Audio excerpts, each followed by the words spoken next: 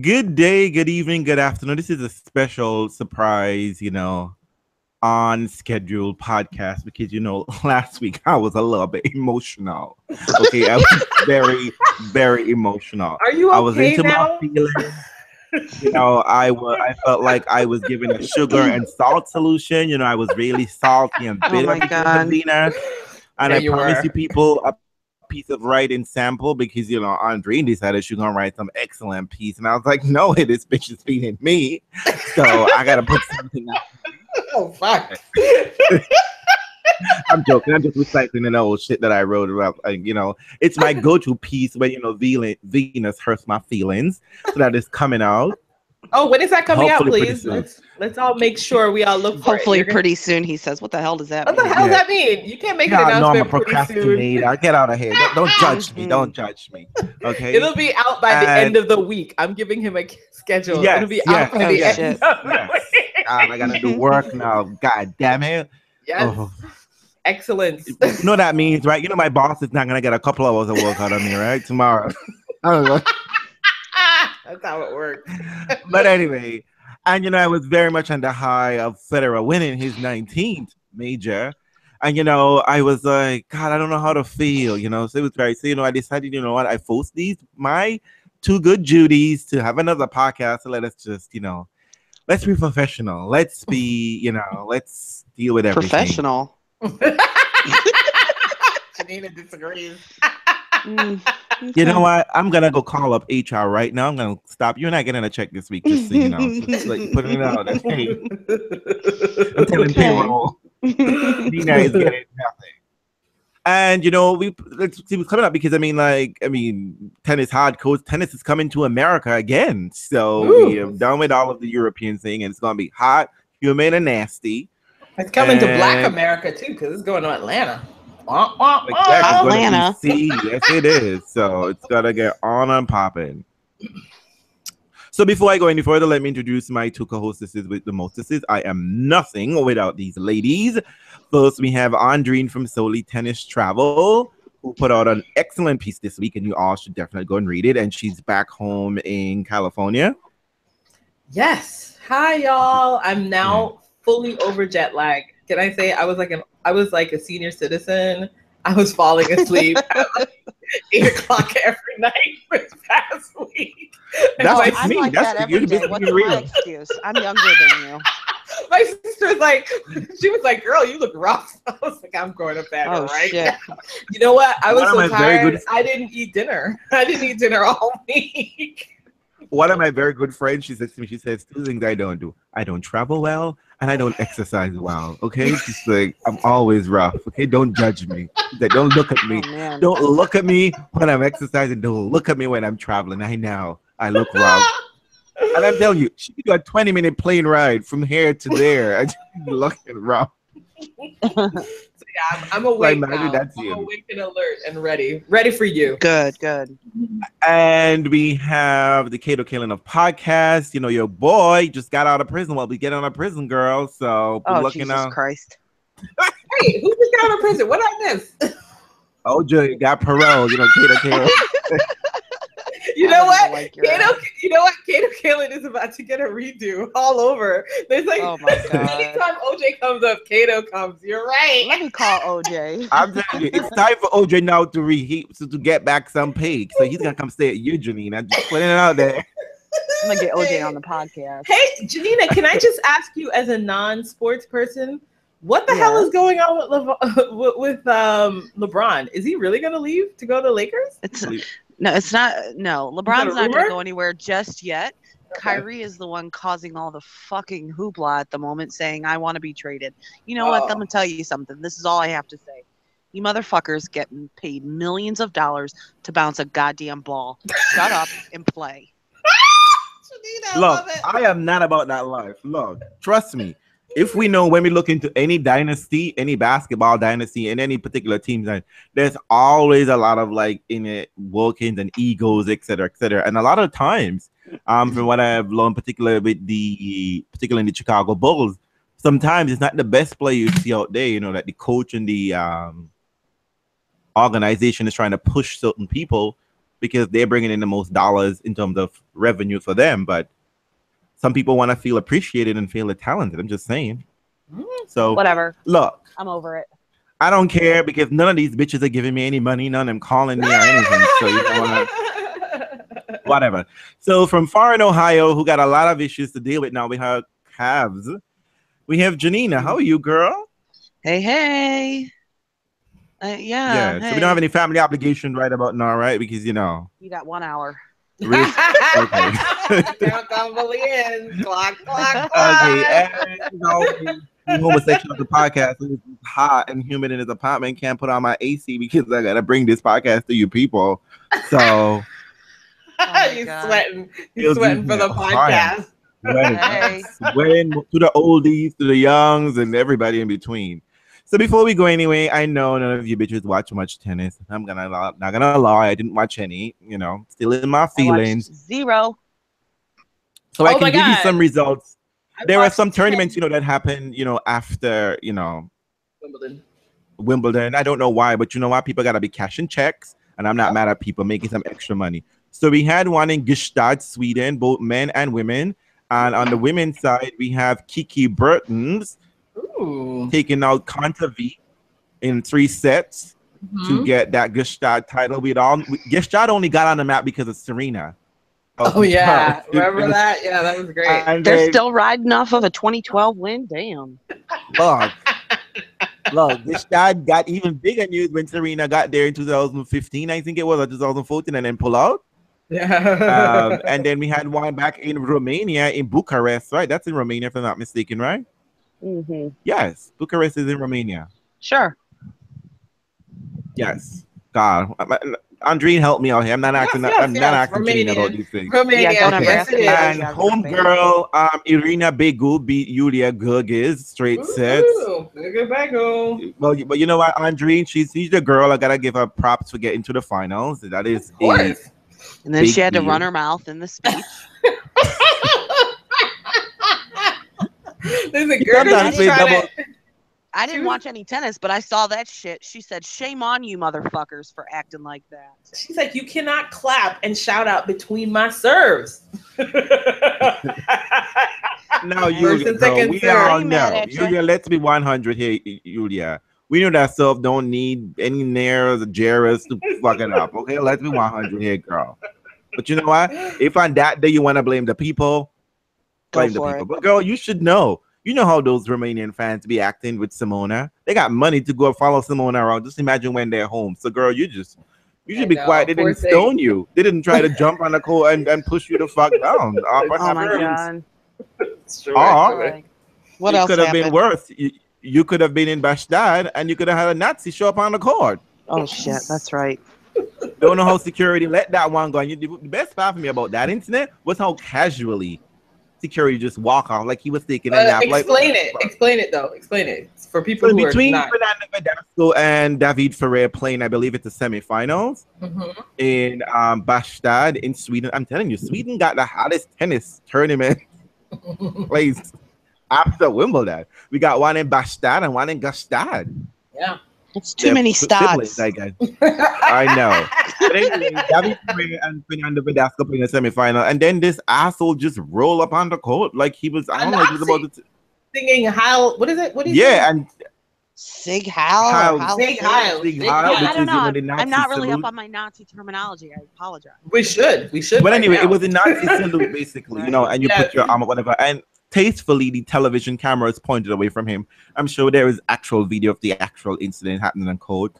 And the boys just had to stop playing, and then the security. It was a delay. Actually, what was the umpire who came down. The security guard never came out. The umpire came out. He strolled like a leisurely Sunday walk, holding on to his belt, like I'm gonna get you. But I don't know. Maybe it's almost like just like come on now. You're talking too much. Let's get off of here. It's like hey, bro, dude, come on now. That's because tennis security folks don't ever expect to actually have to provide security, so he didn't know what to do. But you see, that's my problem with that because he could have literally come and pull out a knife and stab either of these players. It would have been delayed. It would have been such a massive delay because there was no reaction. Like you have the chair umpire. I can't was able to confront him. Why are you, I was triggered. Umpires out there. I was triggered because it reminded me of when that guy got close enough to Federer at the French to put something on Federer's head. Like, I mean, even though it was a harmless thing, I was like, what? It should never happen. You should never be that close. Let's not forget Monica Seles got stabbed on court. Well, I mean, I know this is the thing, right? Tennis should find itself grateful that we haven't had any incidents, but it seems to me that instead of being grateful, they're just being lax. That should have been the lesson. Yeah. I think they're waiting for they're waiting for an incident. Yeah, that's too bad. We already had it. It happened a long time ago. Tennis, do better. Do better. This guy. Well, in the end, they actually blame Monica Seles for that. Okay, so that's not even they blame her for that. So yeah, that was too close. Tennis. So, I mean, listen, this is one of those challenges, right? People are going to start asking about access to players, but I would have to say that if I'm at my job and some stranger busts up in there that easily without any sort of reaction, like that. I mean. What if those? I mean, I don't know. What if those were two black players? Oh, I mean, let's be honest. Well, I mean, I don't know how the Nazis view the Spaniards, but if those were two black players, I would have been really, really, really, really concerned. You can't come up in here and be like doing a Nazi salute. Well, I think his protest about that protest there was probably in the anti-immigration,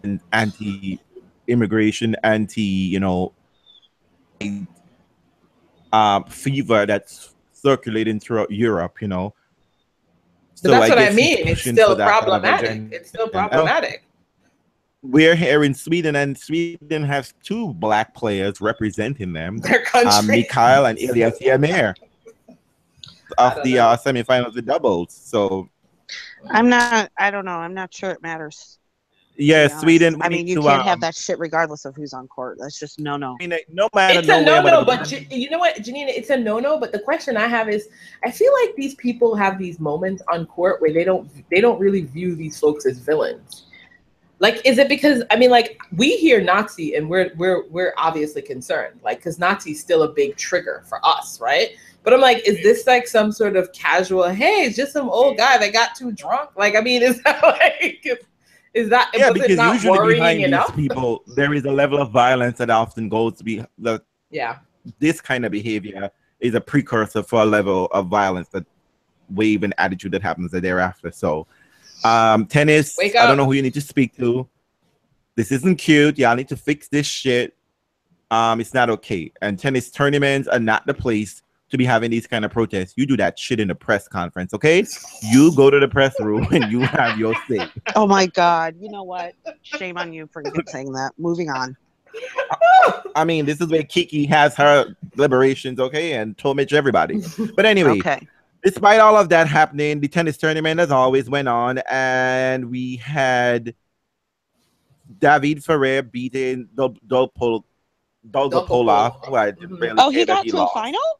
Yes, after fucking out of a match with Federer, he got a massive final. Yeah, but you know my Dolgopolov, I ain't mad at you for blanking out against Federer. Last matches he played, he was fresh. Hey. Stop. I am not mad for that. And we had Umar.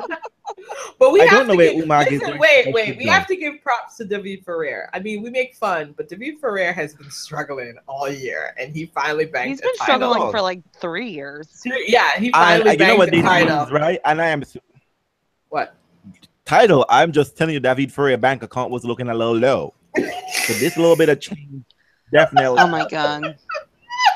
David Ferrer was not playing these tournaments, okay? David Ferrer was showing up at real tournaments. Good old 250 clay where he was struggling. Who plays Bastard? I mean, I didn't even know Bastard. Apparently, he won his first tournament. This is the first time he's won a title since October 2015.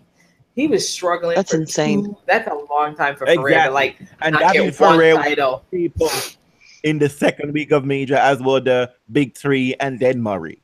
Yeah. Well, about this conversation about Big Four. I just want to punch anyone who says that shit. Listen, Generation Fed.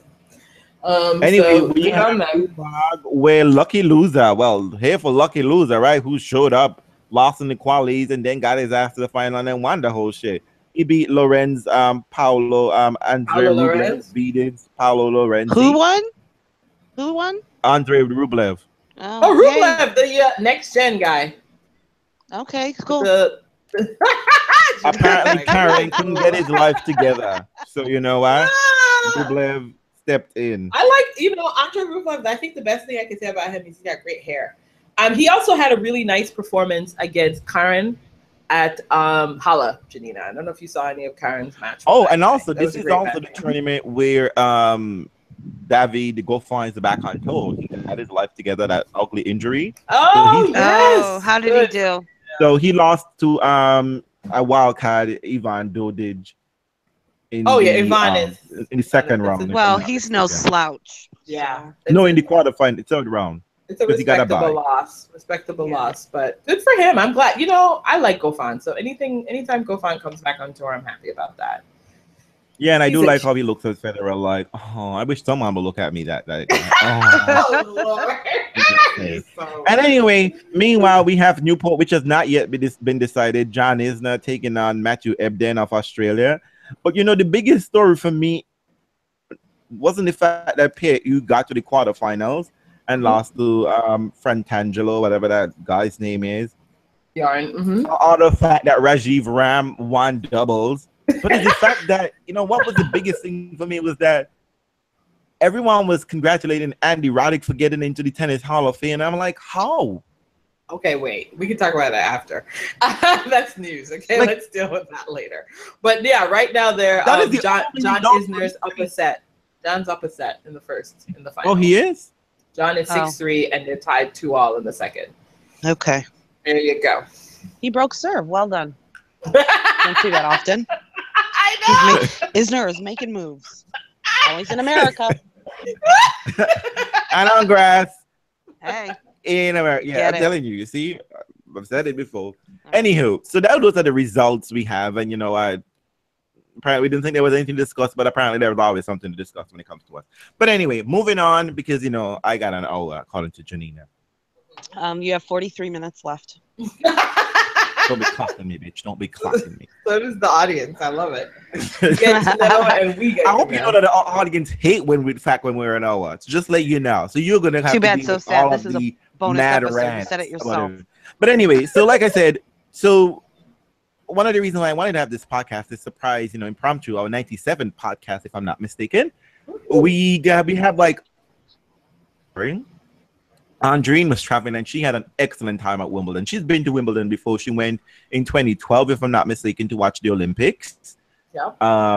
And she went back this time around and she basically had no real plan, no ticket. She left her home in LA. So she crossed a continent and an ocean to get to Wimbledon. And bitch went to tennis every fucking day. How does that work? I actually think kind of did. I was like calculating where I ended up. My God. Yeah. And she saw track and field and she sent Realz some Cadbury chocolate and they were delicious. And Realz has already eaten them all. I mean, really? That was like 4 bars. Oh no, it wasn't 4 bars. Oh my God. So I got treats too. And I opened up the biscuit assortment and I'm like, oh my God. And I ate 3 of them right away. And I'm like, put them away.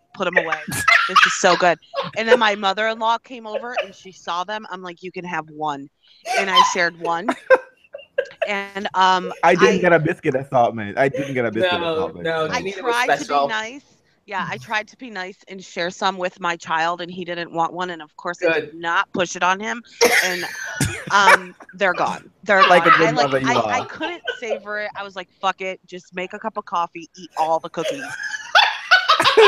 Well, just to let you know. So, Realz, I got some people incoming from London, and I have a connect with one of our fans. I am going to exchange Skittles for Cadbury. So when I be getting some stash, I will. Skittles? You're not going to exchange anything else. You better do better than fucking Skittles. Hold on. Wait. This is for requests. Okay, a fair exchange is no robbery. Right. He wants Skittles because apparently in Europe they don't put corn syrup in it. They put wheat. Yeah, they don't know what that's about. What I understand, they're different. Yeah. I will say I know, and I gave you a little magazine with a little preview of Federer, like a little Federer spread, because they were all up in it. Yeah, but anyway, yes. Let us not digress to our digestion system. Let's get back to the real thing. But you know what? Shout out for you, Andreen, for diligence of sending it to me and sending me a care package because I really felt cared, and I enjoyed those chocolates so well. I tried to hold up for 2 weeks, but I just couldn't. I just couldn't. And shame on you. I That's still, probably I why still they have some chocolate. Maybe I'll enjoy it tonight during Game of Thrones. Usually you get me the big bars and not the 1 pound bars, and that's why they finish so quickly. Oh, I'm usually sorry. You get a bigger bar. It's fine. It's fine. It's absolutely fine. You know what? I'm old. I might be diabetical. I need to watch my shit. Usually I have time. This is actually like was like watching what it was. But anyway, tell us about your experience because usually. So tell us everything. Yeah. You know what? It was good. So the first thing is I went to London. I scheduled this trip in October. And I was like, it was a really reasonable price from British Airways. Let me tell you, British Airways, don't sleep on British Airways. In October last year, there was a sale. I looked at it and I was like, I don't know what the hell is going to happen. Federer didn't show up this year, injury, but I have a good feeling about it. And I was like, Venus usually does well at Wimbledon. I'm just going to schedule my time. I'm going to go. And the question was week 1 or week 2. And I was like, you know what? If anything happens, I want to be there. Even if I'm not able to see the tennis, I'll just make sure I'm there in the city because I was at Wimbledon in 2009. And even though I wasn't able to physically see the final, the vibe after Federer beat Roddick was so good that I ended up going into Nike Town and they had this whole big spread on Federer there. So I was like, you know what? It'll be fun. I'm just going to schedule myself and go there. So I have family in London. And so I just called them up. I was like, yo, get that room ready. I'm gonna be there. I'm coming. Yeah. Flip a coin and decide who's gonna be on the couch or who gotta go spend at their in-laws' place or where the fuck ever. I mean, that's kind of a little bit of the way I kind of do my trips. Is if there's a reasonably priced ticket, I'll get it done and then I'll figure out how to do the rest of the year. So I love it. That's how I do it. I was like, I found a ticket price that worked. I put it down and I was like, you know what? I don't know how I'm going to get tickets. And I just let other people know that I was coming to town. I mean, do you want to tell us what you paid for your ticket? Like, because I know people are wondering, like, what does it cost to get a plane ticket to London? Just give us all the deets. All the deets. You know what? Traditionally, I'm coming from the West Coast. So the tickets are usually running $790, $800 from the West Coast. On the East Coast, you can easily go from New York to London for something like $550. Okay. Well, when I got this ticket, British Airways was having a sale, and I think I ended up paying $450 for my ticket. Sweet. So that's round trip. Round trip and direct, which is why I grabbed it. I was like, it was for something, and I was like, I'm grabbing it because like that price is rare. Can pinch your pennies and go to London. And always be on the lookout like Andreen. Yeah, you know what it is? I just keep travel alerts. I do a Google travel alert, and I just kind of always have I do one of those air travel ones on Twitter, and I just kind of keep an eye on what's coming. And what I do is I buy tickets ahead, and then I back into it budget wise. So if I found this cheap ticket to London, I knew I had relatives there, so I had the accommodations was set. But I knew that it was difficult to get tickets to Wimbledon anyway, but I was prepared to queue. But what I did do is I did let people know. I said, you know what, I'm coming. Let me know if you have any words on tickets. And I know Wimbledon is extremely careful about their tickets, but I have lots of friends who put their name in ballads. They do all kinds of things. And you put your name in a ballad, you get a ticket. It's two tickets. So, you can say you want two. And I was very fortunate that people were like, you can come along with me. I have an extra, whatever. So it wasn't like, but I was prepared to queue because that's what I did the last time I was there in 2009. I queued like a bitch and it was fine. But the one thing, and I pointed this out the last time, the other thing about Wimbledon that is unique, I guess the Australian Open is very similar. The French and the US Open does it differently. All tickets are the same prices, regardless of where you sit. That's a tremendous thing to know because there's no way where I sat in Wimbledon would have cost me the same in the US Open. The US Open, it would have cost me like 6 times as much as what I paid. I was also fortunate to get a ticket through Ticketmaster. So I was able to pay for that ticket. And, tickets on average, let's say, I think the men's finals was £190. The women's was $155, I think it is. But yeah, the prices for tickets It's nice to know that. It's nice to know. Wow. That's cheap. At the U.S. That's Open, really Not. cheap. It's really At the US like Open. you It's think like about you put Serena in Yeah. a final, yeah. particularly if she actually made it to the 2015 Yeah. finals. Whoa. Yeah, Ticket prices were ridiculous. I mean, this is why I think in some ways Wimbledon is such a great deal, but at the same time, it is such a struggle with the ticket thing because the U.S. Open, you're not getting in and seeing good people for less than, at least good viewing for less than $600. I mean, you can get a nosebleed seats, but to be able to have the entire stadium be the exact same price because you can guarantee good seats, that's just really powerful. So yeah, so that's what it is. I've been traveling. People ask me, "Oh, how did you get this?" And I'm like, "Listen, I've been doing this for 9 years. I make a lot of friends. Yeah. People are very generous. When I go to tournaments and I have access to tickets, I also make it available to people. Do you know what I mean? It's like this is a community of travelers. You have done good in the world, and good will come back. Well, Janina, you know that, right? You're at Cincy. Things happen. Yeah, you make yourself available. This is the other thing I tell people. I have given away my seat on center court plenty of times. People are grateful, and it will come back to you. You're absolutely right. It's a tribe. We are people. We're tribes of people who go and watch live tennis. And I don't know. I guarantee you, if you have made it to a couple tournaments, you have had somebody say, "Hey, I'm not watching this match. You want to go see this? I have an extra ticket. My person is not showing up. Do you want to come with?" These are the things that happen. But the thing you have to do is you have to go there. You've got to put yourself in the room. I can't say that I want to see Federer at Wimbledon and sit on my couch. You know what I mean? Like I got up, I saved. I got myself there. And then I was like, let's see what the universe brings. Like, that's how I've done 90% of what I've done. There's effort involved, right? The effort is saving, getting the flight, planning, all of that stuff. And then I get there. And if I can buy tickets in advance, I do. If I can't, I say, let me just put myself in the space and I'll see what happens. And tennis fans are tremendously generous. I don't know if other sports fans are like that. No, they're not. This does not happen at a basketball game. They're gonna be scalping your ass. You want to buy a ticket? Yeah. You want to buy a ticket? Tennis fans are a tribe, and so and then of course the other part of it was I met a lot of Twitter people, and it's so funny as always. FaceTime. Listen, we all have to understand that when you're on Twitter, it's a battle. You're having a good time. You're just talking out your ass. You're doing stuff. You're having a performance on some level, right? There's a little bit of performance because it's just words, But then you meet people in person, and of course, you got to be a human being. Right? And I think people are always shocked, like, "Oh, you're so much nicer," or "Oh, da, da, da, da." But it's like, you know what I mean? We're having 140-word character conversations. You can have a whole different experience with me when you meet me face to face. Do you know what I mean? We don't have to be combative. We don't have to be all the other things that we necessarily sometimes are on Twitter. And you get to see what a psycho tennis fan Andreen really is in person. Exactly. When she's watching a Federer match. Don't watch a Federer match with me. Though I have to say, I was worse watching Venus this time. I was not. I think Susie did not enjoy me in that Venus match. It's true. Because all of the nerves I felt watching Venus matches, I was not there for Federer this time. I was so calm and comfortable with Federer. I was just like, because I know my man got this. I know he got the skill. Second round, I spoke when Janine and I were having that conversation on Molly. I said, like, you know what? I'm not worried about Federer.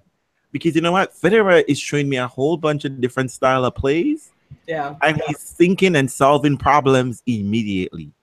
Okay, now let's be frustrated. Let's be honest. I did panic when I was watching when it was playing Milos, and actually, I think the Milos match I might have watched that at Susie's house. I don't think we had tickets for that, so we Why watched. were you that. panicking? Do you know what? Because he went love 3 in the tiebreak, and I was like, listen, because you know what? I was just being triggered by the idea that, you know what? You take him to a 4th set. Next thing you know, this thing slips away. You're finding yourself battling it out. I didn't think that Milos was going to beat Fed in 5. I really didn't. But I thought to myself, you don't want to just get dragged out in some nonsense. I was not worried about Milos shut up. Because you know what? I know Federer had to put Milos in his place. Milos got too cute last year. So I know Federer was like, Milos, I got a number for you, boo-boo. I know how Leo's are, and I know how shady Federer. So Federer had to spank Milos in straight sets. No, Milos got to go home and rethink his whole life. But you know what? Federer did it, though, because that love 3 tiebreak, the shots Federer did to get back on serve was pretty. It was like old Federer a little bit. You know those Federer magic shots? Those were. This whole season has been old Federer. It was like Federer research. I feel like I'm in a It's fucking true. time It's warp, true. and I ain't mad It's about true. it. It's kind of true. Particularly on the backhand, because you know Yeah. Federer back in the day before tennis was invented in 2011. In 2005 and 2006, Federer backhand was just plain bitches. Ask Andy Roddick. It was on a song. Ask Andy Roddick 2007 Australian Open semifinals. Tell him how many times that backhand passed his ass up at net. Right? Because they're big, though. I mean, Well, you know what's interesting is like I know like Federer is known for like chipping his backhand, but early career he also used to hit a little bit more over on it. But exactly, there was never any chipping and slicing. yeah, like He started that to later. slice when Novak came on to the tour, basically around that time in 2008, Yeah, maybe where 'Cause people I were know- just yeah. like. By then, Nadal had exposed that backhand for filth. He was just like, bring that shit on. and he's like, I'm Yeah. so scared. Let me Bring slice that this shit out. shit. Because Novak, because before then, the only place that you were afraid of Nadal was basically on clay. Yeah, But then later on, Nadal was just like, I'm coming for everywhere else too, motherfuckers. I'm trying to get everything too. So I really think by then, Federer thought, you know, let me just slice this shit in. Because my forehand should be able to get the work done. And plus, a lot of players were having problems picking up the ball because of the weight of the shot. The slice wasn't coming hard. It was coming low. Very it was dipping low. It was spinning. You had all kind of problems trying to come. Novak in particular had tons of problem with that. then He was then always got like, I over can't it. deal with this shit. Then he got over it. Anyways, I want to hear more about Wimbledon. Yeah, Tell so me how- Wimbledon was great, you know, and you know what? I will say that Janina, Oh, it was comparable to Cincy in the sense the vibe, you know, just like hanging out with tennis fans. Like there were some times we should have been watching matches, but we were drinking. We were having some Pims. You know? I kind of know how that goes. You know how that is. I mean, I'll never forget the fact that you and I, what did I do? Drink that straight shot of whatever the hell that was. Aces Cincy. I was on like, ice. that Aces on Ice is not for the faint of heart. Okay. That was fun times. I mean, we basically just got trashed on the sideline in the middle of the day. Exactly. I mean, let's not tell everyone. And we made It's friends with Nole fans. Apparently, Exactly. I did not It's an know this, open but that secret. Wimbledon, What? I found out last year from some of the tennis fans who were there that Wimbledon allows you to bring a bottle. yeah, You you can know bring what's one interesting? bottle. You know, it's Yeah. interesting. I didn't. You know what? People were drinking all their own canned drinks right Yes, around. they me. can. And they bring champagne and wine. Yeah. It's a place to be. Well, that's And nice to tonic. know. People bring- were this. I was sitting next to this older couple, which was hilarious, by the way. We're sitting. This is a final. I'm sitting next to this older couple. This is a Federer final, and she pulls out her gin and tonic in a can, and they start sharing it in celebration. Okay, wait a minute. You can buy gin and tonic pre-mixed in a can. Yes, girl. Okay, my I God, don't know okay. about this. Okay, Oh, so I go just on. have to reveal I'm it. too You can bougie al- for that, please. I'm sorry. No, thank you. No, there's a gin and I tonic didn't in know a that was a can. thing. Like, Yeah, I don't you think could you can buy that in America, can you? You know what? I remember doing it mostly abroad, but I feel like I've seen it in stores. But yeah, you can get America gin and got tonic Bud in- Light in a can, and that's a problem. We Yeah. don't need to go on that. We don't need to go down any more fuck up alcohol slippery slope. You can get gin and tonic in a can. You can get Pims in a can. The whole thing, like the Pims mixture in a can.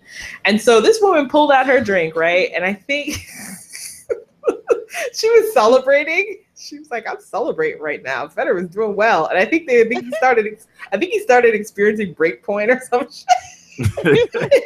She leaned over to me and she's like, "God damn it. This is not gonna get complicated." I was like, "It might." It just might. she was so tipsy.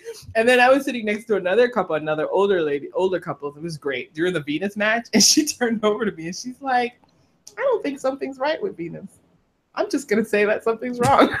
I was like, "I'm gonna say that too, lady." And she's like, "Is it just me, or did you start looking tired?" I think it's Yeah. not just- I was so, it was just so funny to sit next to people and the rationalizations that begins. Because she was like, "I'm thinking Venus is looking tired." Yeah, Honey, I it was rough. thinking the It was same rough. shit. It was rough, and Oh man. I don't want to so really, you know, but yeah. So I made friends. So you know, it was great. I met a lot of Twitter people. Mostly, all of them were wonderful. Actually, I think everyone was wonderful. You know, people. People show. You know, I was about to say who wasn't wonderful. You know, I was going there. People. I know people show up. People show up when it's time to show out, right? Like, I met. I want to throw something in there. I am pretty sure that if you met someone who maybe you're talking to and you're thinking, and they're not so great, I bet they would turn it on because they know that come time for this podcast, we're putting your ass out there. That so-and-so actually kind of sucks.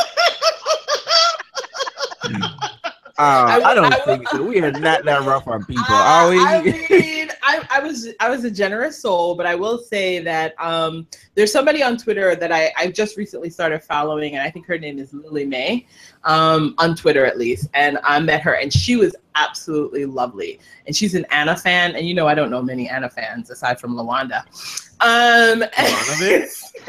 Yeah, they do exist. Stop it. They do exist. And so she was absolutely lovely, and I had no experience of her, so I don't know. I didn't have an experience of her on Twitter to contrast. I will say I did meet Nigel, and Nigel is just as delightful in person as he is on Twitter, which means he's a real bitch.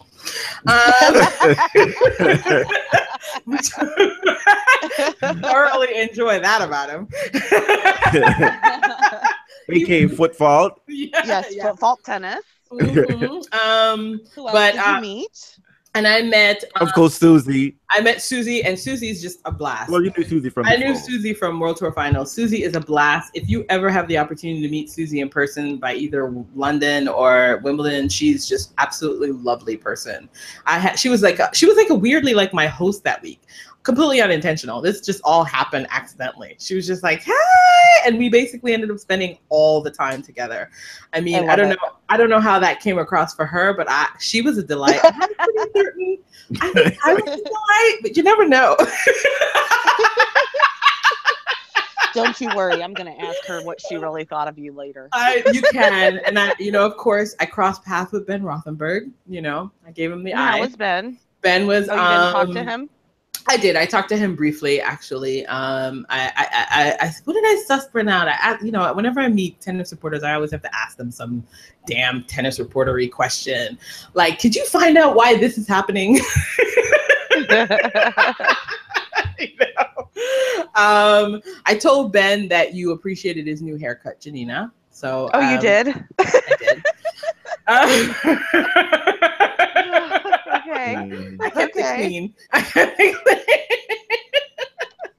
Good. Oh God, Realz can't even be nice right now, Realz. I didn't say anything.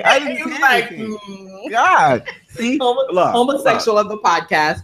No, I hate judiciously, and I'm saying because I didn't see Ben's haircut. I didn't see it. I know, so, and I haven't seen. There was someone that I met. I think her name was Christina. I had never met her before. She was a Federer fan from, I believe, France, and that was great. And I met Fiona Federing, who came all the way from Australia and was essentially Fred's good luck charm. It seems to me. You know, she went to Hala.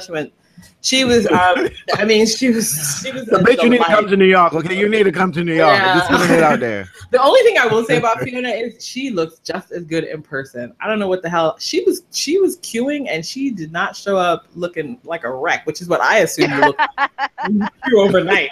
But I tell you right now, in the world of things I care about, if you queue overnight and you show up looking fabulous, I'm all about that. And there was.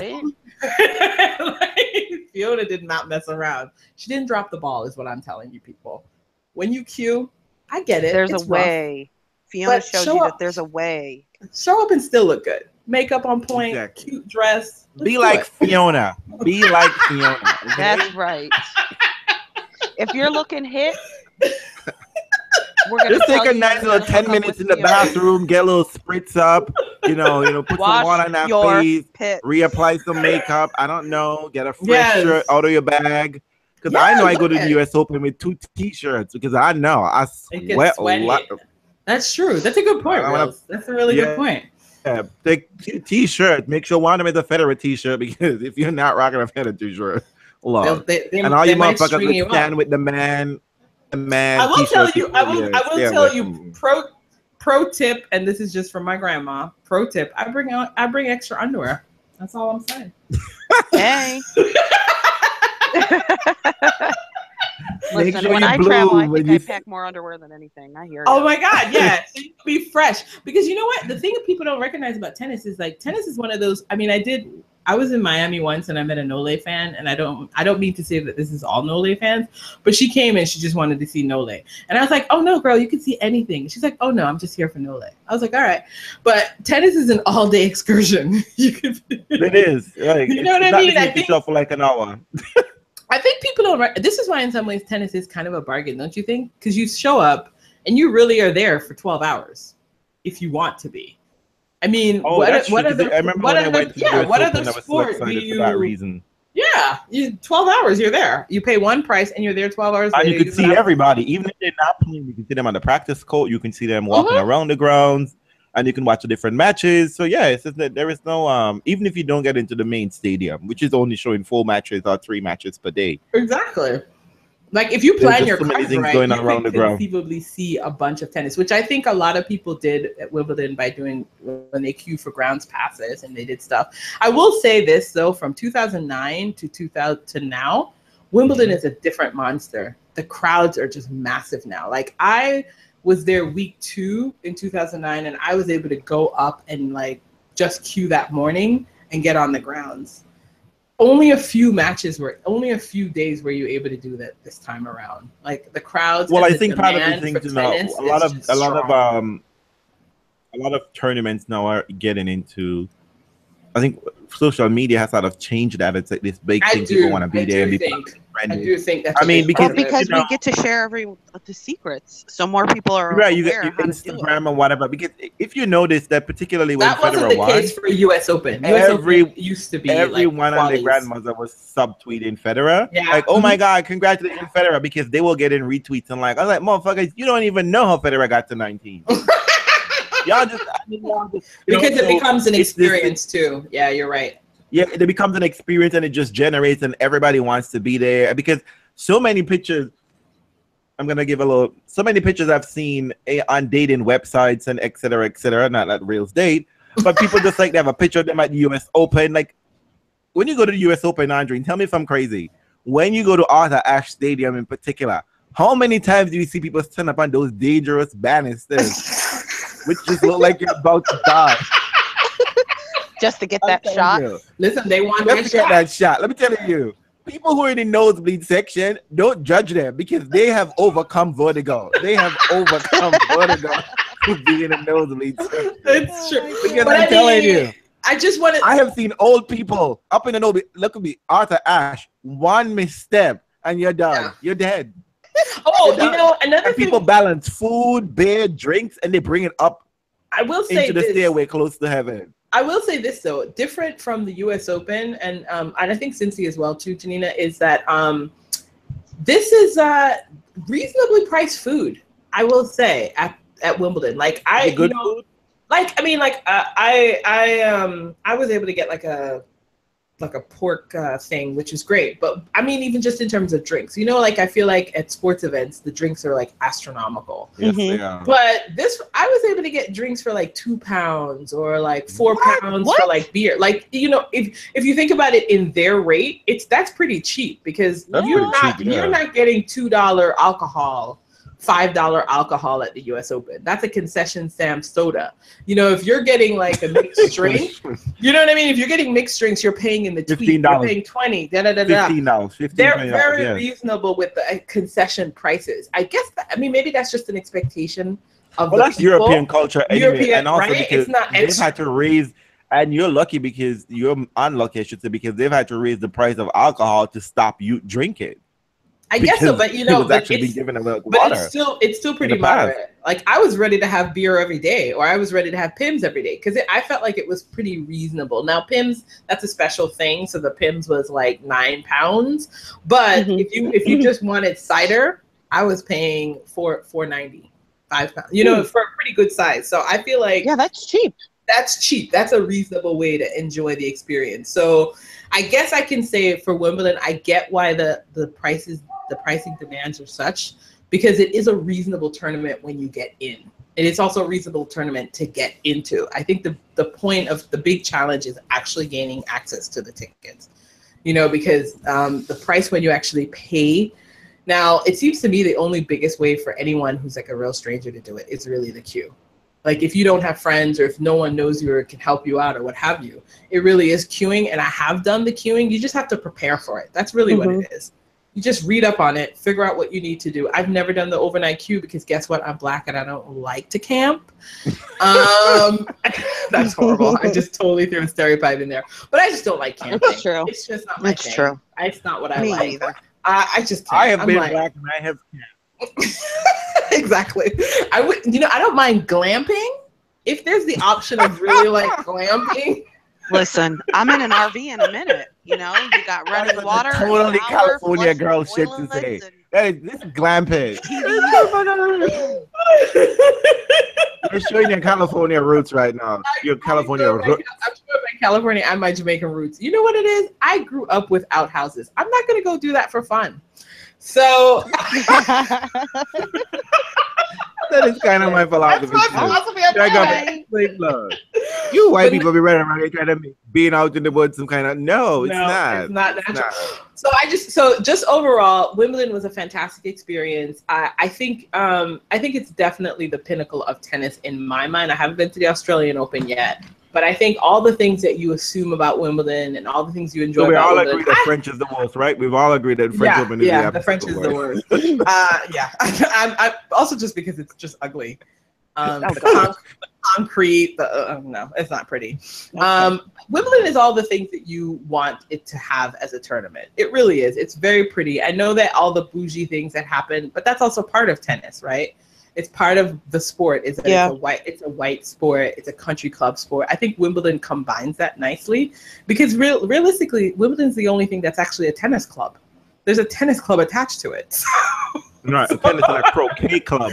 Exactly. So I think for outsiders, I still think tennis at Wimbledon is still a great experience for them. If you're too insider, did you see Neil Harmon? You know what? I didn't. I was totally hoping I would. Is he not allowed to be there? Because actually, I don't think he is. Because you know what? I saw all of. Because you know what? The media center is pretty accessible, and I was watching wheelchair tennis for a brief spell, and as I stood outside the gate of the wheelchair tennis, it's right by the crosswalk where Federer waves. I have a picture of Federer waving, and I think the champions generally not even champions, everyone when they cross to go to the media center to give their press, they cross this walkway and you can see them. And that's a place where people will start waving. And people know after someone's won that they're going to show up there to go across. So quite a lot, that happened quite a lot with Federer or Murray or whomever, people would show up. But mostly I saw it with Federer. And so as you're passing by, you saw all the people who covered the sport. I saw Pat Cash. You saw everyone. And you know what? They feel quite comfortable walking around. I saw Chris Everett walking. Chris Everett, up close and personal. Interesting. She looks like she's from California. Take that as you will. She's had some work? No. That's not what she means. I've seen her up close. That's not what she means. No. Listen, Janina got it, honey. Realz. Janina, she can be on a competition with me where you read my mind. She got it. She looks great. I've seen all the ones that cover the sport. They felt very comfortable walking around. It's a little like Cincy in that way, Janina. Like people do sort of walk around. They don't expect to be like attacked by folks, so they kind of walk around comfortably. God damn it, Pat Cash is so safe in this world. Hmm? I feel like Wimbledon is small and cozy. It is. I think it's definitely smaller than say like the U.S. Open, which can feel extremely frightening. Yes. Yeah, I mean, and just overwhelming. I feel like Wimbledon, they still seem more accessible than they did at the French. I never saw people at the French, and it was too many nooks and crannies, corners. I couldn't see where people were going. I don't know. It was just weird there. The U.S. Open has a little bit of that openness because you know where people are gonna be. You just don't have access to them. So you know what I mean? Because the U.S. Open creates this like gated space where the tennis players are and the press are. You just don't. You're not able to talk to them. Right. Whereas at Wimbledon, I still saw people walking. I saw Anna. What's that wonderful? The woman who does coverage for the British, for the Brits. She was walking with her sneakers. Annabelle Croft. Oh. Yeah, Annabelle Croft. Her hair was fabulous. She had on a great top, and then she had her sneakers running. You know, I mean, it was, you know, you saw people get at their jobs. It was a, it was a former grand British adventure. number 2? Uh-oh. Yes, and former British, and the guy who got to the third round, Andrew, that everyone seems to Andrew hate. Castle. Andrew Castle. Oh my God. We are some shady fucking bitches. That's all I know. I don't even think it's a third round of Wimbledon. I thought it was a third round of like Queen's Club or something like that. Yes! Stop. You know what's so funny? That's how they advertise them on the channel. Got to They the do? third round of Queen's Club. Oh my God. I mean, that's like having Marty Fish, but not really, because I think Marty Fish won titles. But sorry, that was sort of shady. But you know what I mean? It's like taking obscure American talent and said this person made it through the qualies. Oh my God. Me check. Well, anyway, it sounds like Wimbledon is lovely, and we should all try Wimbledon to is get a there blast. one day.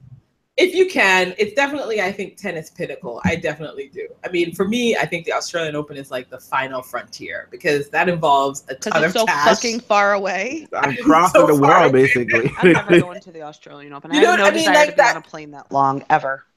I mean, I think my goal, as Janina just said, that my goal is to get our crew to go to the Australian Open once. I think that'd be a blast. Fuck that. I want But we have to go with to style. all of them. Listen, I want to go to when all we- 4 of them.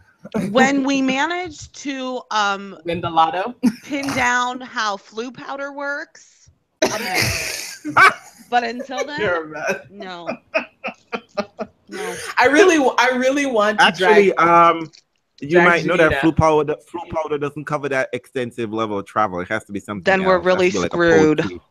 Well, you know what? One of these days, I have an aim. I have a goal, Realz tennis fans, to get Janina to the U.S. Open or Indian Wells.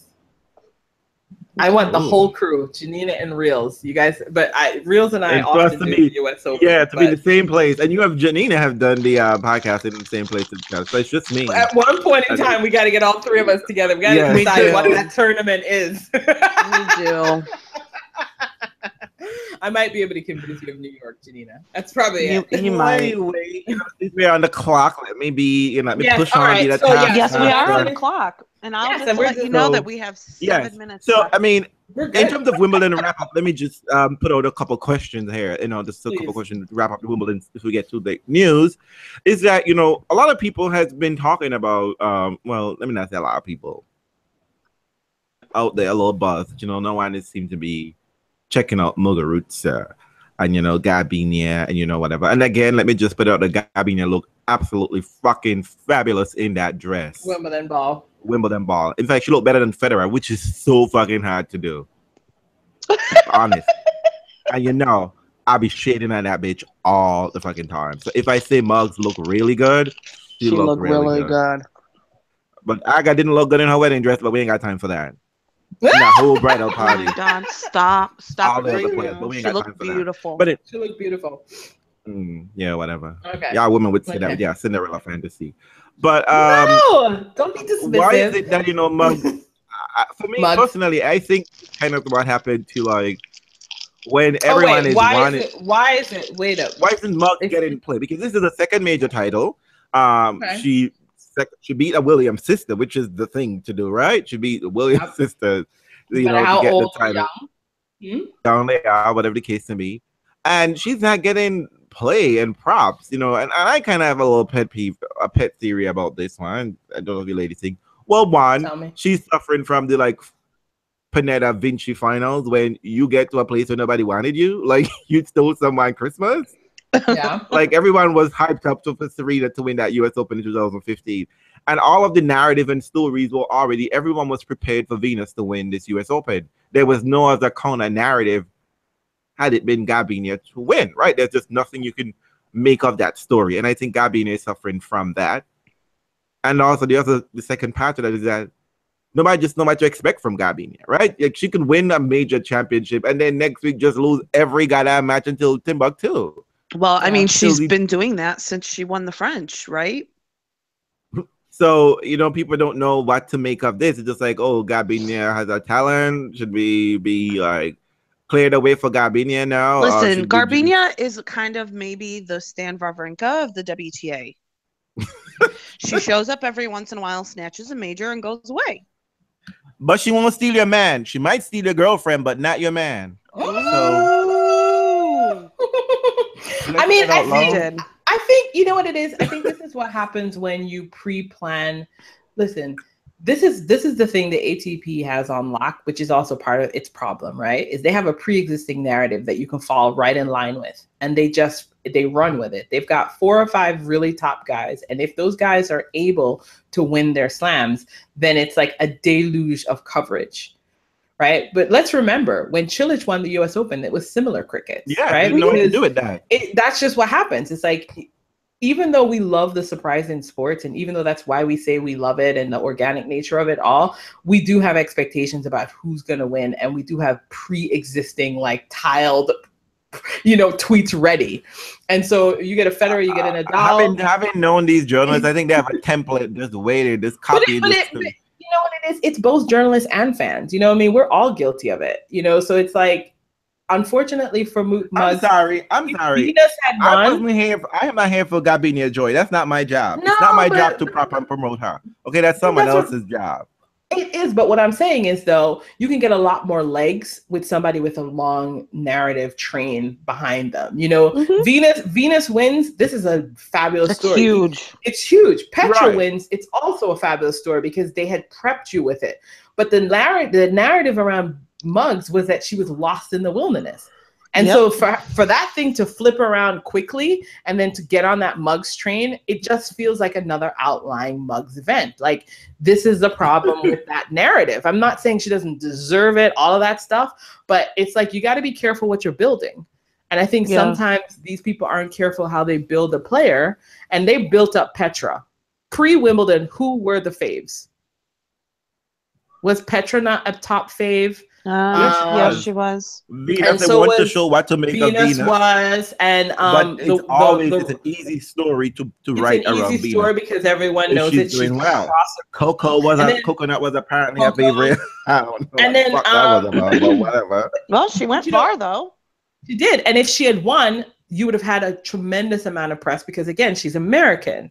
Again, the thing about this is, and I don't know whether Mugz is getting all the love in Spanish or not, but I do have an English timeline. So I have an English news feed, I have an English Twitter feed, I have an English Facebook feed. So I don't know, you know what I mean? Yeah, maybe she is getting love somewhere else. Maybe they're asking whether she's really Spanish in that Venezuelan. Well, you know what? I did hear from someone that they were upset with how she was being covered in Spanish, but that's because and people were making the claim that it was around sexism. So, again, I don't know how the Spanish reward their female stars, right?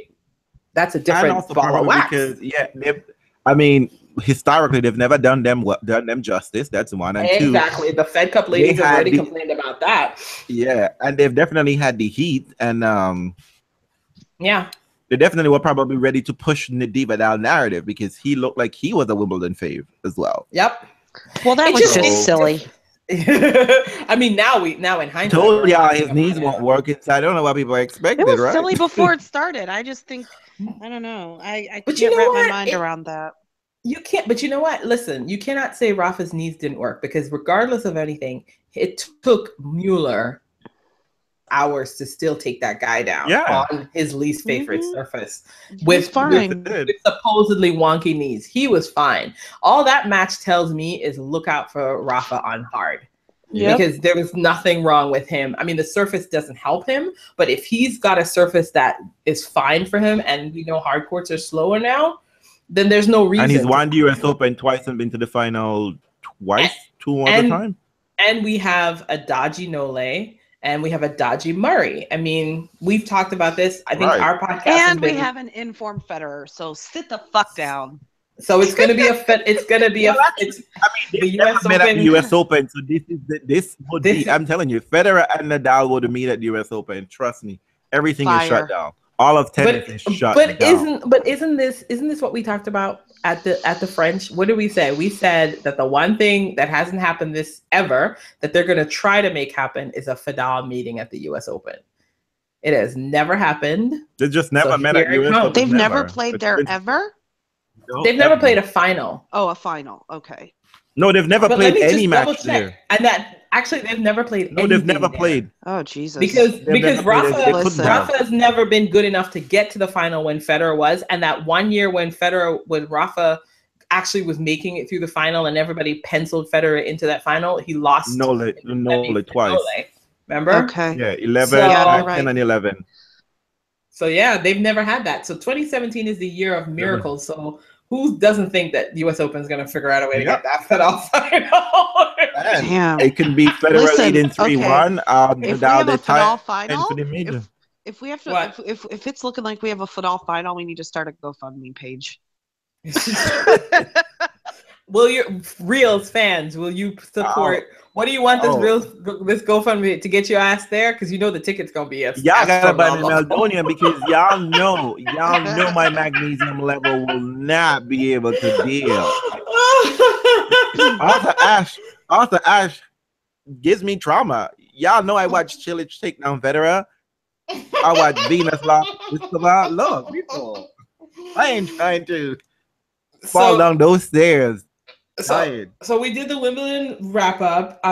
We now know. So, the race for number one is Fedal. That's the race for number one as it sits now. Let me just put this out here because last year when Federer was saying I'm not playing for the rest of the year, and we talked about what a resurgent Federer would look like. I watched Federer in 2017.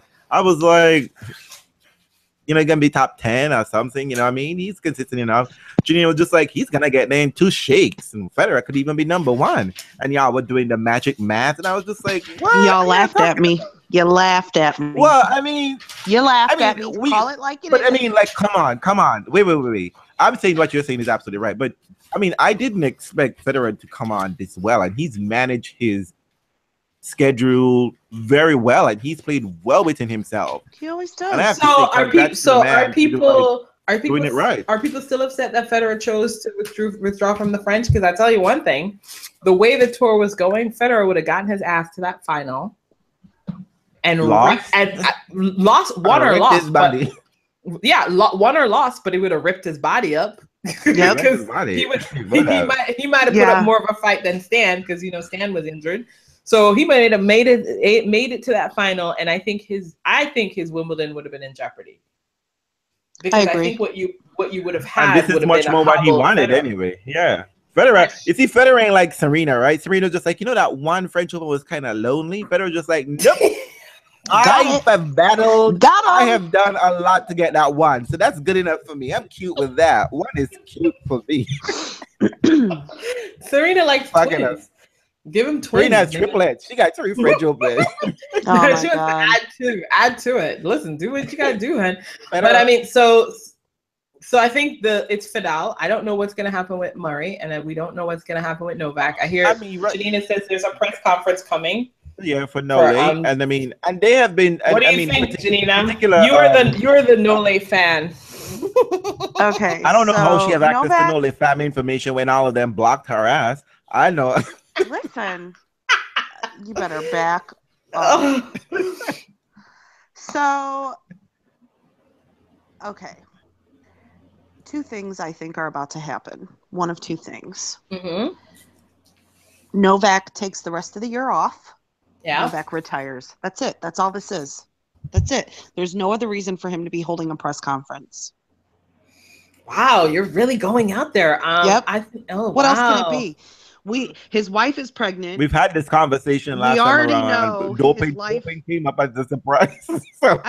He's already fired his whole fucking team. What's he gonna do? Come out and say I'm doing it again? You ain't got nobody left. What else can it be? He's either taking the rest of the year off, or he's done. A 6-month reprieve. But I've always been a fan of the rotating of the top 4. I've always said that they should rotate the different tournaments they play so that each tournament gets as much press as possible from the top 4 leading the patch. Because we all have to. Back in the day when people used to be specialists on different code specialists. Or split the tour. I've often believed, because they are the ones that lead the lion's share of coverage. So you use what you have, so Andy Murray, you take DC, Nole, you take Atlanta, whatever, you know what I mean? Like split the shit up and then divvy up the tour. only make Oh my tournaments at the God. plate. You're horrible. Oh, that Listen. makes sense. That makes Well, sense. I don't And think in that some they're. ways, they're unintentionally doing that, aren't they, Janina? Yeah, because they don't always. They don't, the only tournament they show up where they all generally play together at the Masters and Majors. Generally, they avoid each other at 250s and 500s. Other places. And the thing is, I was saying too, like this is essentially what they've unintentionally done, right? You had Federer and Nadal take 6 months off, which has then revitalized them for the next year. And you had Andy Murray and Novak kill themselves last fall, but mostly Murray. I don't know what people are talking about Nole, because Nole was not killing himself at all last fall. No, he was just. And he didn't play a lot of tournaments. What are they talking about? I mean, Novak sliced through the tour like a hot knife in butter. He didn't work hard. He didn't. Oh, fuck. He didn't play well in the finals against Murray. That's just what it was. He didn't look interested in beating Murray. He didn't play well against the final in U.S. Open either. I mean, we've had a falter in Novak Djokovic for about, what, the last year and a half? Well, let us remember, he says he's had this elbow injury for the last year and a half. Whatever. Anyways, it's time to wrap it up. Okay, one more thing. Like, I'm like Realz. So one more thing. The other thing that came out is I guess people are always savaging Bernard Tomic. I will recommend though that if you can see the real video of his interview on Channel 7, I guess with I think it's important to just watch the entire interview with Bernard Tomic. There's nothing controversial that he says in there. I will take issue with one thing he says. I'm a human being. I make mistakes or some such thing. I'm not Roger Federer. I'm not Federer. I of course that always gets my gums up, because the one thing I need people to understand is just because someone doesn't show you their business doesn't mean they're not having off-court and personal struggles in their lives. Because I think just because Federer is not revealing his business in your face, don't assume that Federer doesn't have problems at home or challenges at home. Marco was about to kick that motherfucker out with Norman, right? I'm just saying that. Like, I just think that when people do that, it's usually an excuse for them to continue to make public embarrassments of themselves. You can struggle, but I always hate it, because to me, I'm like, because I was that kid. People are like the squeaky wheel. I'm not the squeaky wheel kid, but it doesn't mean that things aren't happening at home or things aren't being challenging elsewhere. But some people were raised to believe that you don't show your face in public like that. So don't assume that just because you're not seeing Federer crying in public doesn't mean that there aren't challenges. And just because someone is falling apart, I don't like that. Like, people have their challenges. Your problem is that you are so overwhelmed by your challenge that it is making a public face. Don't dismiss that. Full disclosure, I have not watched the interview in its entirety. I have watched bits and pieces. I did watch that part, and I took it completely differently than that. Which is interesting, right? Because we never look at things the same way. But when he said that, I didn't think it was an excuse. I thought it was to Federer. I didn't think it was an excuse at all. I didn't think he was saying like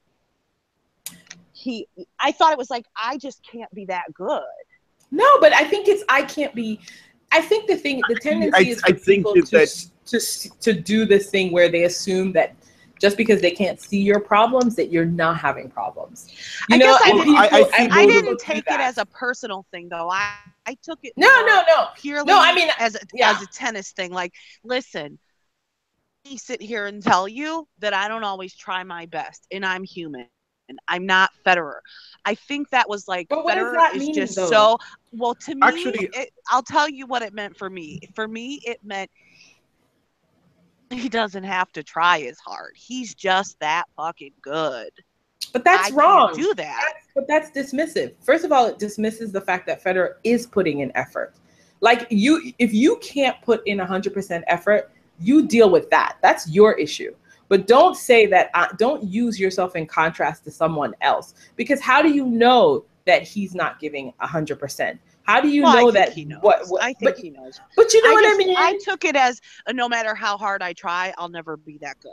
That's how I took it. But you know what? But he says that he has not given 100% effort. The thing that's so interesting about Bernie, or uninteresting at all, really, is that first of all, he says the thing that we all understand, which is we all have had jobs where we're just doing it for the money, right? It just so Yeah. happens that for him, it's tennis. But it was interesting, though. One of the things that I thought was really useful is that they showed him images of himself from when he was from when he was 12, 13, 14, talking about his feelings about tennis. And that was sad to see, because when you're 12, you're just unabashedly something. And for him to look at himself, like maybe at 20 something, looking at like the younger person that he looked a combination of sad and kind of like woeful because, think about who you were at 12 and how enthusiastic and wide-eyed you are. And Right. you know what I mean? Like, I thought that was an interesting moment to watch. I haven't seen that part yet. We'll have to talk about it more once we Yeah. all watch Actually, the full. I mean, I can see both your points in this arena, in this Yeah. bit, but I do think, because one thing that we do have to put into this, and I can, in terms of, I couldn't agree with what Andreen is saying, is that for the men, Roger Federer is sort of the standard bearers for good or for bad. Roger has particularly done a lot of interesting things and good things for the tour in terms of politically and getting more money, etc., etc. And if Roger speak, everybody has to listen, particularly the people, the money people, right? If Roger says no go, it's no go, right? So, and also Roger, I think Sergey mentioned this, right? When Roger goes into a press conference, there's a certain style and class and behavior and decorum, which is sort of like set the tone for everybody else. So when everybody goes into the press conference, they can't show that level of excitement. They can't show any sort of like. Well, and when you don't follow Kind of line, then narrative. you're automatically the bad guy because he Exactly. set the Everybody standard. wants a kind of. But the thing about it is that what the men are trying to say, which they're mumbling softly, is that is boring. But if they try anything else, there's a tremendous backlash. There's a tremendous backlash from social media, and tennis responds to social media. Because things that nothing would ever really happen. And then all of a sudden tennis is like, oh, this person gonna be punished. Because people on Twitter is making a muck, and they don't even have all the evidence and all of the issue here. Because that $15,000 that he got fined was nothing more than a reaction to social media. Because people people call a trainer for silly things. But also, don't get mad when you ask somebody a question and they tell you the truth, because that's all you ever wanted anyways. In the first place. If he answered it differently and you didn't believe him, then you're going to call him a liar. So I think tennis wants to hate Bernard Tomic for whatever reason. Something about Bernard Tomic they don't like. But let me tell you something. If I can go out and give 50% effort and make millions of dollars, I'm gonna do that shit too. And it's called smart. It's smart. It's called working smartly. That's the thing about it. You may not like it.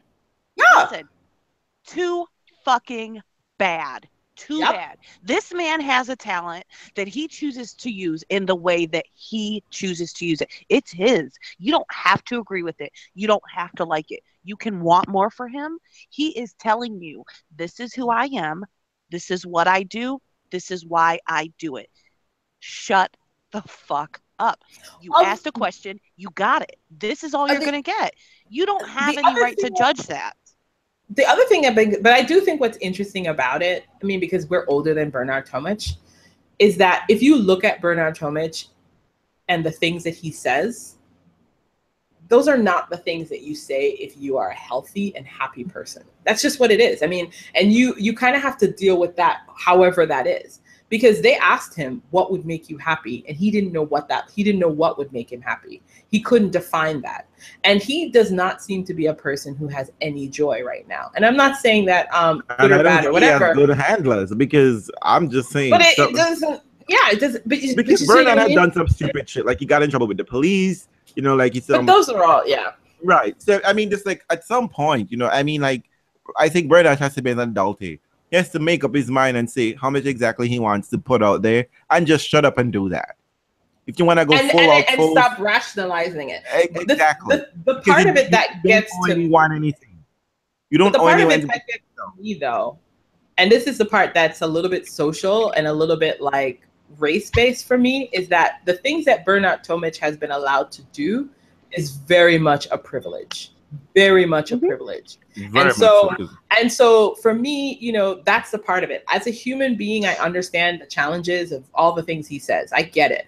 But one of the things that's so startling is that the amount of failure that Bernard Tomic is allowed to have and still thrive and make money no black or brown person would be able to do that unless they were delivering on the court, and he's not even doing that. So there's a part of me that looks at the things that he says with a side eye, because I understand that there's so much privilege there, and it's so interesting because he doesn't even know that he's in a privileged position.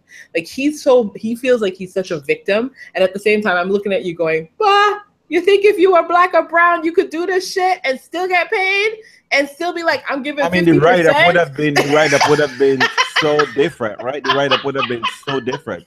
In fact, remember when Serena's sister was killed? Serena and Venus' sister was killed.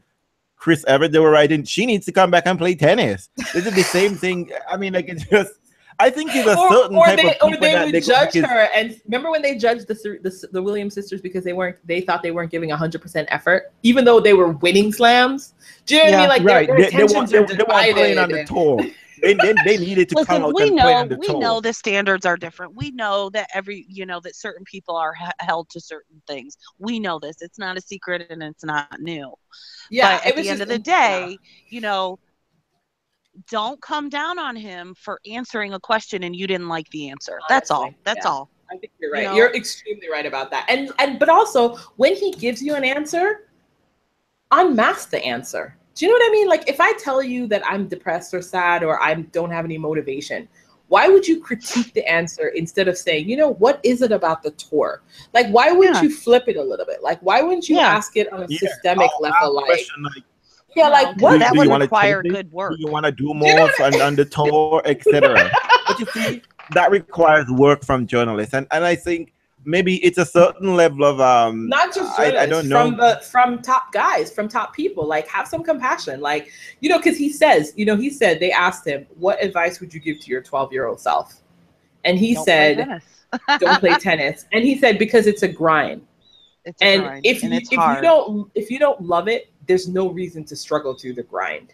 And he does not love it. And you know what? And that makes perfect sense. Perfect sense. That makes perfect sense. But what everyone is going to take away from that is don't play tennis. No one is going to write about the rest of that sentence, the rest of that thought. Because it would be a critique of the tour, wouldn't it? It would be a critique of the grind of the tour. All you're going to hear is he said, I would tell my younger self, don't do it. Which is not what he said, essentially. Not really. You have to look at the whole thought. And you know what? Also, it's important for people to actually watch the interview. Don't just read it. Because there are some... I read it. I read some quotes first, and then I went back and looked at clips, and it's completely different because he gives an answer, and there's a giggle. And you can tell that it's not malicious and ugly, know. So watch it. Listen to his words. Don't listen to someone else's interpretation of the words. That's as fair a point as ever. Get it for yourself. Similar with the travel. And the theme comes back. If you have a desire to see a tennis match or live, go do it. Janina did it at Cincy, and now it's like a freaking roller coaster ride down there. Which you actually can go on because they have a famous roller coaster right next to right across the street. Maybe Kings Island wants to be our sponsor. I know. So, guys, the American hardcourt season. Does this mean that we get to watch tennis at normal hours now? Does that work for you? It's all going to be on when we're going to be at work. That's what it means. Thank God for our jobs. They're going to be helping us out, right? That is true. I hope so. So, in keeping with this, let me just say one final thing. McNasty got fined, got in trouble, else spank on the wrist. And I see that, I think I would have to say, ladies, you may not realize this, but I'm going to say, I'm putting it out there for the world to know that Sasha Zverev listens to our podcast.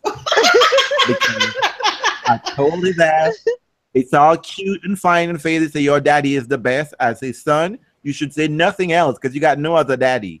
But in terms of his being the best in terms of tennis coach, boo, we got receipts. And he went and got himself Juan Carlos Ferrero, my little back in the day boo, La Mosquito, and he is hired him on his coaching team. And let me just say, Sasha Zverev is a monster. That motherfucker is really tall. Yes, he is. He's just. I can't imagine what he's gonna be like when he puts on some weight when he gets older. He's like a fucking coconut tree or something. He's giant. He's big. I think I have a feeling that Sasha's gonna look like Safin. Probably. Body type I think wise, that's good. right? I think that's really cool. Hey, I ain't Right. mad at that. Well, hopefully he's a little bit more committed, you know, because I mean, like he I and think he's Safin wear already more jewelry, committed. and they I do know. have that kind of like language style. Like, you know what? I just check out. I'm checking out right now, and I got no time for this. And hopefully the daddy can spend a little more time with Mischa and teach Mischa a little other game down on Sylvan Stop. Valley, because motherfucker, we know exactly what's coming. Okay, and you can't Sylvan Valley Right. every fucking point. So let Oh us my not God. forget that, you know. can, and he's fine. He's having a nice He's career. doing it well. He's having a good time. You know. Look, rivalry aside, siblings have a sibling rivalry, and Sasha Mischa is not gonna sit back there and let Sasha get all the glory. Especially when I All think right. Mischa is the better looking one, got a better body and everything too. I'm just saying. But anyway, as we're leaving, let me just put it out there that we have a James Blake live tennis podcast on the 30th. Are we doing It's it at live? 30th. Love these news. Yeah, because people wanted it to be live because there's some people are reading the book, Let's etc. not And put a time out just yet, okay? Just no time yet. I'm not putting out a time. Relax. yeah. I'm just Okay. putting out for a day, just a day. What is the day? I love it. I'm getting The the day news too. is July 30th. Okay, is that okay with you? Yeah, the date's good. Okay. Do you tell your family that? Do you tell them that you know your child and your husband and your in-laws that you know what? It won't be my family that is the conflict this time. It'll be something else, but I do already have one. So let's just not put a time out there yet, okay? Okay. I'll just Okay. say that for anyone who's like a Federer fan, I have an extra Daily Telegraph insert. I mean, it's probably not something everyone can get, but I have it. And then I also have an extra Cadbury chocolate. What would you like someone to do to get this mail to Realz, them? you cannot enter the competition. You just mail it to Realz, and Realz deal with this. What are you talking about? Oh, What and would you also like someone we to do have, and we also have a copy of the James. But That's gonna happen on the podcast. Leave it okay. alone. Oh, Yeah. But this is what I have. shut that shit Yeah, down. I shut that down quick. All right. Gotta have it happen. Alrighty then. I thought we were giving all kind of things. I know. Leave we it have up, chocolate. leave it up to the and- fans. What's the challenge? Oh, I like it. now I read the message. Right now I see that there was a message sent to me about this child. I'm just saying, send it to Realz. That's all I'm saying. People vote Team Realz or Team Fans. And let me just say, it tastes so much better than the one that y'all get here be made by Hershey's. Just put it out there. So this was you know what? That's what somebody said to me at the office. Cadbury chocolate does taste better. I don't know Right? Of what- course it does. And obviously this is for non. And Cadbury chocolate from England tastes better than Cadbury chocolate that you buy at an American store. What the fuck is that? Yeah, why is it's that? made differently. Anyway. It's made differently. It's I don't like delicious. And there is the safety standards, etc., etc. And the ingredients are different. Okay. anyway. Good night. All right. So good night. Thank y'all for listening. Don't forget to comment below. We're on Podbean, we're on YouTube, and we're on iTunes. Thank you very much. Ciao. And also, there's a new fan who has been watching a lot of our old podcasts, listening to a lot of our old podcasts, and commenting Who's below. And Who is it? I'm gonna tell you his name right now because Uh-oh. I get his name. Cedric Mawadi. Cedrico. He's been giving some hilarious comments saying, I don't always agree with y'all, but y'all are so hilarious. Y'all are best. Y'all are damn. It's so fresh, he said. Good deal. So, I love that. I don't know if he's a new fan or old fan, but you know, he's a fan. That's all I'm concerned about. So thank y'all for- Did you hear that little interjection there for a second? No, who What did was you it? say? Was it your, Good. was it your Never mind. child? Nothing. No, it wasn't. No, it wasn't my child. Okay. It was someone else's child. Get out of I told you to put your husband on lockdown. I'm telling you, no. I I love gotta it. talk to payroll about this shit. I have- No more I- excuses, Janina.